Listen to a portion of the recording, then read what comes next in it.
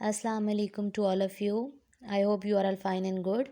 Today we have to discuss about the inversion method. As you know that कि 9th class में आपका inversion method start होता है और ये बहुत इंपॉर्टेंट क्वेश्चन है आपके एग्ज़ाम्स में, चाहे वो फेडरल बोर्ड हो, चाहे पिंडी हो, कोई और सरगोदा बोर्ड, इवन हर बोर्ड में इस इन्वर्जन या क्रैमर में से एक क्वेश्चन मस्ट आता है।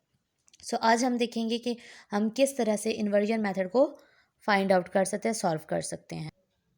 सबसे पहले जो इस मेथड में हम लोग करेंगे, आप यहाँ पे लिखते हैं स्टेप 1। आप स्टेप के ज़रिए इसको याद रखें तो आपके लिए आसान होगा। ये हमारे पास है स्टेप 1।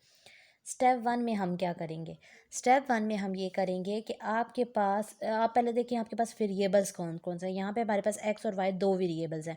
एक्स वाई वेरिएबल्स है ना, तो हम ऐसे करते हैं कि जो वेरिएबल्स के कोफिशेंट्स हैं उनको लिखते हैं विद साइन। यहाँ पे 4 और 3 के पास के साथ मतलब कोई साइन है, इट्स मीन कि ये प्लस है, तो यहाँ पे हम लिखेंगे 4, यहाँ पे हम लिखेंगे 3, यहाँ पे हम लिखेंगे -2 और साथ लिखेंगे 1।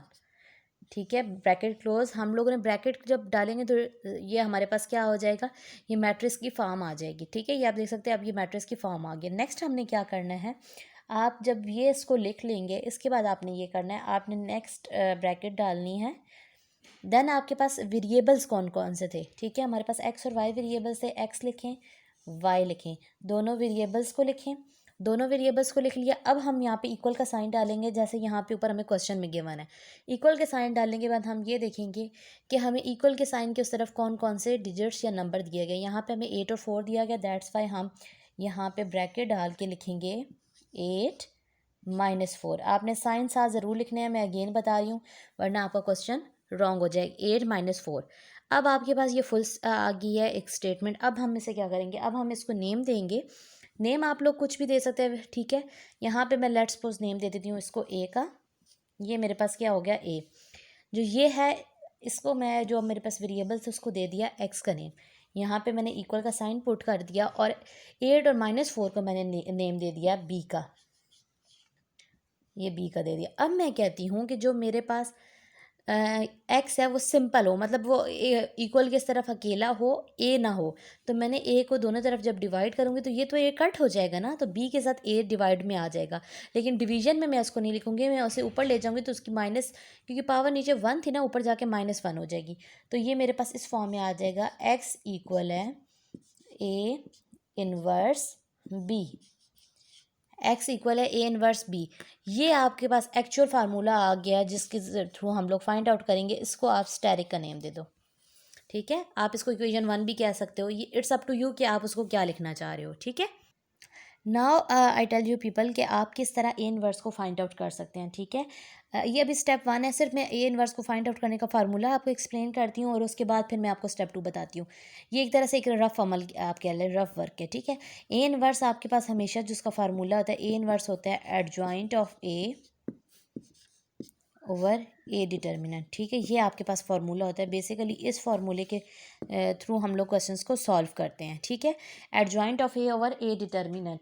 तो एडजॉइंट ऑफ ए में क्या होता है कि आपके पास ये जो क्वेश्चन है, इन दोनों की प्लेस चेंज होती है और इन दोनों के साइन चेंज होते हैं। ठीक है, और डिटर्मिनेंट में क्या होता है, हम इन दोनों को मल्टीप्लाई करते हैं, एलिमेंट्स को, डायगोनल्स को, इन दोनों को, और दरमियान में इनके माइनस होता है। वो मैं आपको करके दिखाती हूँ कि किस तरह होता है। ठीक है,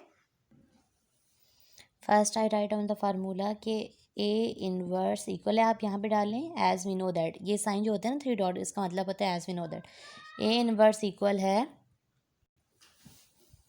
adjoint of A by A determinant. और ए डिटर्मिनेंट को आप इस तरह लिखते हैं, ए और साथ 2 लाइन जो डिटर्मिनेंट को शो करते हैं। ये आपके पास फार्मूला आ गया ना। अब जो स्टेप 2 होगा, स्टेप 1 इज दिस ना जी बेटा। अब यहाँ पे हम लिखेंगे स्टेप 2, स्टेप 2। और हमारा स्टेप 2 क्या है? स्टेप 2 में हम लोग ये करेंगे कि हम लोग फर्स्ट फाइंड करेंगे एडजॉइंट ऑफ ए और डिटर्मिनेंट। कैसे? इनमें से हम डिटर्मिनेंट पहले फाइंड आउट करेंगे। क्यों, ये भी मैं आपको रीज़न बताती हूँ।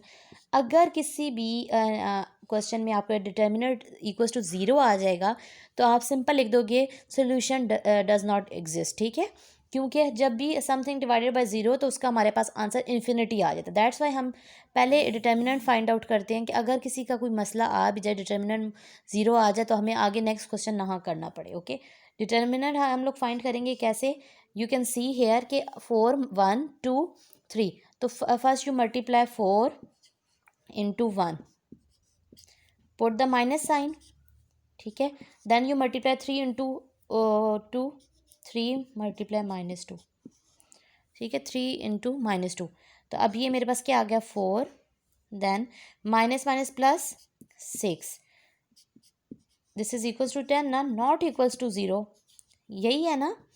इसका ये मतलब है कि हमारे पास नॉट इक्वल्स टू 0 आया, तो हम इसको फर्दर सॉल्व कर सकते हैं। ये हो गया हमारा step 2। Now we have to write down the step 3, और स्टेप 3 में क्या होगा, स्टेप थ्री में मैं इसका क्या करूँगी, इसका मैं एडजॉइंट फाइंड करूँगी, और एडजॉइंट में कैसे फाइंड करूँगी, यहाँ पे मैं लिखूँगी ब्रैकेट में एडजॉइंट में इसकी मैंने क्या की, आपके पास जो क्वेश्चन है 4 1 2 3, इसमें 4 और 1 की प्लेस चेंज करूँगी, यहाँ पे लिखूँगी 1, यहाँ पे लिखूँगी 4, और इन दोनों के साइन चेंज करूँगी, तो ये आ जाएगा -3 और +2, क्योंकि वो ऑलरेडी था मेरे पास माइनस था, ठीक है। ये आपके पास यहाँ तक क्या हो गया, स्टेप 3 तक। अब स्टेप 4 करेंगे, जिसमें हम लोग जो हमारा स्टैटिक था, जो हमारी इक्वेशन थी, उसमें हम इसकी वैल्यू को पुट करेंगे, ठीक है। अब हम स्टेप 4 करेंगे। स्टेप 4 में हम लोग क्या करेंगे, हम ए इनवर्स में उसकी वैल्यू पुट करेंगे। ए इनवर्स में वैल्यू क्या है, adjoint of A over A determinant, adjoint of A की वैल्यू लिख रहे हैं यहाँ पर 1 2 -3 4, ठीक है, बाय डिटर्मिनेंट 10 आया था तो ये लिख दिया, ठीक है। आपने ये लिख देना है 1 4 -3 2 और बाय 10, ये हमारे पास हो गया ना। अब हम लोग लिखेंगे नेक्स्ट हमारा स्टेप 5। स्टेप 4 तक हो गया, स्टेप 5 अब मैं आपको बता रही हूँ स्टेप 5 में क्या करना है। स्टेप 5 में आपने बच्चे ये करना है कि जी, स्टेप 5 में आपने ये करना है कि अब हमने वैल्यू पुट करनी है, एक्स इक्वल है ए इनवर्स बी, ठीक है। तो x equal to a inverse b, ये हमारे इक्वेशन का नेम दिया हुआ था ना, तो एक्स ए इनवर्स बी क्या, ए इनवर्स की वैल्यू हम इस तरह लिख लेते हैं, 1/10 को हम जरा अभी सेपरेट कर लेते हैं, ठीक है, और यहाँ पे लिखते हैं 1 -3, ठीक है, 2 4, और बी हमारे पास था 8 -4, ठीक है। अब हम सबसे पहले क्या करेंगे, मल्टीप्लिकेशन करेंगे इन दोनों जो हमारे पास मैट्रिसेस आ रहे थे, इन दोनों मैट्रिसेस की।